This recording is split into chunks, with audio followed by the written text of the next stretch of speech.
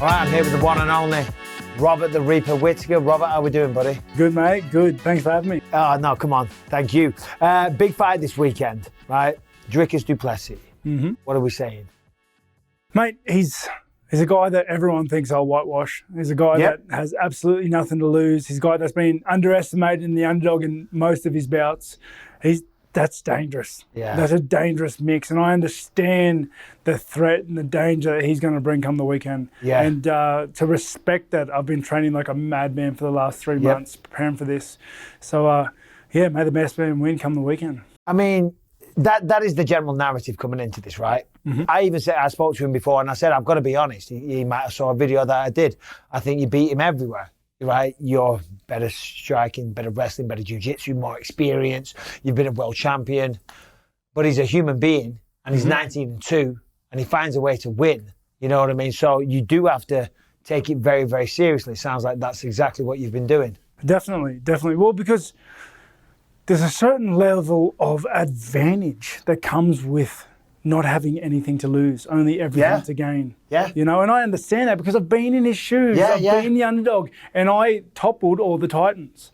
Well, that was when I fought Luke Rockhold the second time. Exactly. I had nothing to lose. I'm swanning in on 2 weeks' notice. I was like, I'll just swing, and I caught the bastard. Mate, you know what I mean? Became the champion. Yeah. And, mate, fights aren't won on paper, unfortunately. Yeah. Yeah, so...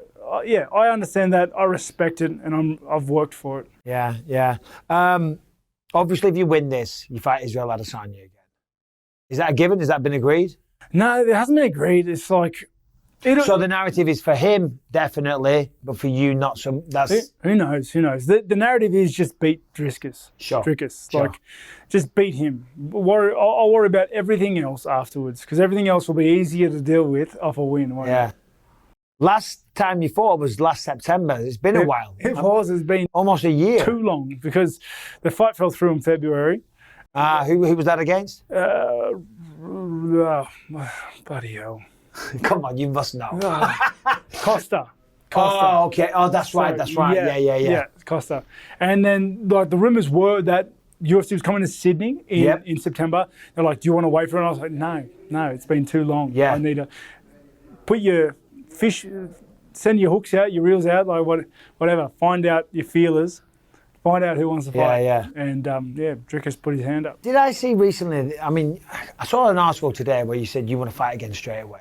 But a while ago, you were saying that if you win this fight, you don't want to fight on the Sydney card because it's too quick of a turnaround. Am I correct there? Did I say that? I thought I read something where you said that. And I thought, I kind of get it because you don't want to rush into it. You're a professional. But I'm assuming you'd want to be on that Sydney card. Yeah, I'd love to be. But again, like, we're going to have to cross that bridge when we get there. Yeah. I've got to just get through one step Saturday. at a time. Exactly. Because who knows how Saturday's going to come out. Sure. And I want to go home to my kids. Yeah. No, I get it, mate. But let's just say you go out there, you get the performance that a lot of people think might happen, and listen, he's a tough guy and he does need to be respected. But let's just say you get that done. I'm assuming, you want to fight on Sydney against Israel Adesanya. I mean, come on. What a place to do it. If the body's good and the mind is willing, I'm gonna fight. That's how it's always been. That's always been my timeline. How old are you now, Rob? 32. Still a young man. Mate, plenty to do yet. Yeah, still a young man. You've been around forever. You've been there, done it, got the T-shirt. You said if the body's good, how is the body? Because mine's fucked. Yeah, mate, it's good. It's it's what? Well, a little bit sore in the mornings. Back's a little stiff after wrestling, but it's good. It's good. I've adopted a lot of lifestyle habits, just healthy habits for the body to just maintain it. What are we talking? Cold plunges and things like that? Cold plunges. It's all the rage these days, isn't it? Stretching, everything you can, mate. I've just started doing the cold plunges. It feels great. Yeah. It's a little late in my time. My body's destroyed. And the stretching, I always talk about that. Anyone says, you got any advice? Let's say stretch. Mate, stretch. Because after a training session, I just wanted to get out of there and go and eat and sleep. Yeah. Gotta fucking stretch. Mate, I stretch every night. Stretch and sleep well. It sounds so boring, doesn't it? Like young kids go, what's the advice? Stretch. Yeah, stretch and sleep well. Sleep's massive. Yeah. They're my two biggest contributors to my recovery. I mean, what a career you've had, right? We don't need to go through it. Everyone knows. How long do you think you'll do this for? 36. Oh, 36? 36. I'm going to sit down with everybody and we're going to have a good, honest yarn on. At 36, you'll assess things there and discuss. And is that a discussion you've had with your wife? Is it a team thing? Yeah, a team thing. People talking to my father, my wife. Is this your father here? It is my dad. Oh, sorry, sir. How you doing? Nice to meet you. Apologies. Yeah, it's. I think 36 is the tail end of your prime. Yeah. And where your prime. It's like, your experience can, cover a lot of the physical attributes you may not be hitting, but. Yeah, I think 36 is like the tail end of when you're no longer doing this physically sort of thing.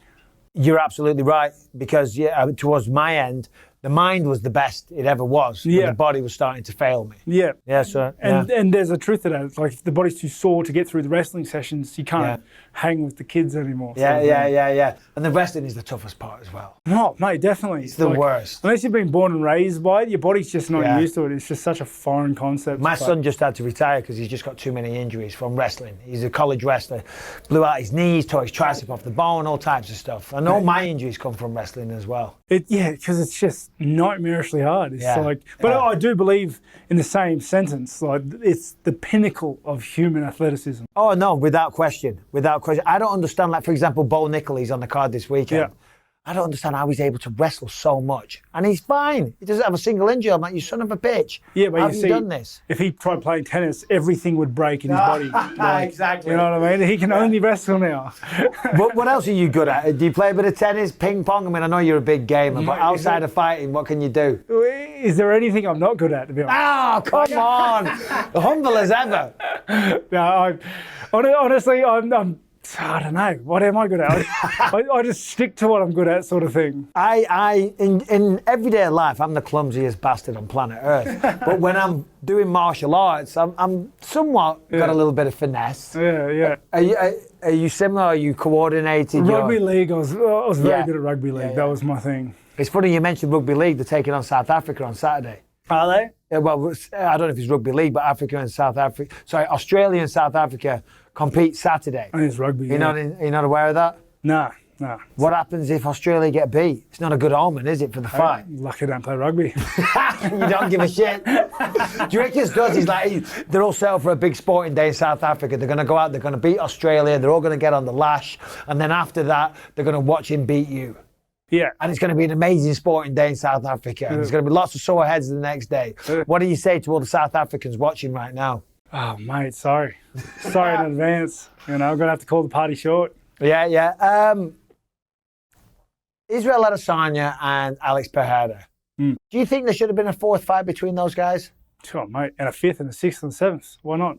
Well, as a fan, yeah, but because they're one-on-one in the UFC now. As a fan, as someone involved with the sport, I didn't understand why they didn't do a trilogy. Yeah, they very well could have. I think it might have been a reluctant thing on Pereira's part, just because, mate, the weight cuts took it out of him. You saw him when he got stoned in that last fight. Yeah. He didn't get up for a while, and that's just due to his head, not having the moisture in it to... it is. It's real. Because I remember when I was cutting weight for welterweight, I used to get rocked every fight by anything. Little head clashes, little head knocks. It was like... And then, but you're absolutely right, because one of my big regrets is staying at 185 the whole time, because making 185, it was torturous. Didn't you start heavier? Say again? Didn't you start it? Yeah, 205. Yeah, because I remember watching you in the show. I lost a close decision to Rashad, and I'm like, right, I've got to go down, because they were all cutting weight like crazy, and I was eating noodles and drinking 7-Up when they were all in the sauna. And I thought, right, well, I'm not making all the sacrifices. Then I went from doing that to pretty much being malnourished throughout an entire training camp, killing myself. You can't take shots the same way. You feel like shit. You're not strong. Yeah. You're not explosive. And you did it in reverse, coming from welterweight. Yeah, exactly. And, I guess that's kind of been it's like the myth. It's just like you should always fight down. You should always get as much as you can. But honestly, throughout my career, I feel that what you gain by cutting huge cuts, you lose. Yeah. You lose more. You come out short with how much it takes out of you. You get tired quicker. You get tired quicker. You're fatigued quicker. The whole camp is miserable. Yeah, it's just terrible. Every session isn't about performance. It's about losing weight, sweating. No carbohydrates. No recovery. And then, like I said with the head thing, like I used to get rocked for everything, like little flashes. You know those ones where you hit and there's I know flashes? them well. All the time. That used to happen to me. Yeah. So what do you walk around at? I mean, this weekend, what kind of weight cut will you have to do? Not much, for about 10 pounds, something 10 like pounds, that. 10 pounds. Like give or take. Yeah. Maybe less. What's the heaviest you get up to? Oh, mate, I walk around 98 kegs, around 100 kegs. Oh, right, so that's like 216 in pounds. Yeah, I get. So you're pretty heavy then. Yeah, I'm a heavy guy, Yeah. but mate, I eat heaps. Yeah. You know, it's like, what do you like? What do you go to? Like Italian food, Pastas. Indian food. Oh, Indian food's the best. Yeah, mate, It's not so good the next day. And Japanese food, like Japanese food. So it's all noodles, pastas, and rice, like. You're not much of a drinker with that, though, are you? Do you like a beer with? I mean, because if I'm having Thai food, I've got to have a beer. If I'm having barbecue, I've got to have a beer. If I'm having Japanese food, I've got to have a beer because they just go. Yeah. And they're my favourite foods. Yeah. So there's a lot of beers being. A lot of beer. No, yeah, I'm one of the few that I don't eat and drink. I don't. Oh, really? Yeah, I'm a Pepsi Max or Coke Zero sort of fella. Love it. You just lost your mind. Maybe I'll grow into it. I might grow into it, mate. You never there's know. still time. Well, you mean you're focused on being a professional athlete? How dare you be so responsible? Mate, what can I do? The third fight with Israel Adesanya for you. I said, and in hindsight, it was kind of disrespectful, and in no way, shape, or form did I mean it to be. When I came in and spoke to you after the Marvin Vettori fight, which, by the way, what a performance. Right, and I spoke to Marvin after that fight. Actually, Marvin was I'm talking 5 minutes afterwards backstage. He was kind of beat up, and I know Marvin. He's a good dude. And I said, "Oh, unlucky Marvin," and he was very honest. He said, "I've never experienced that in my life." He said there was just nothing I could do. He was so quick. He was so fast. He was just by far the better man.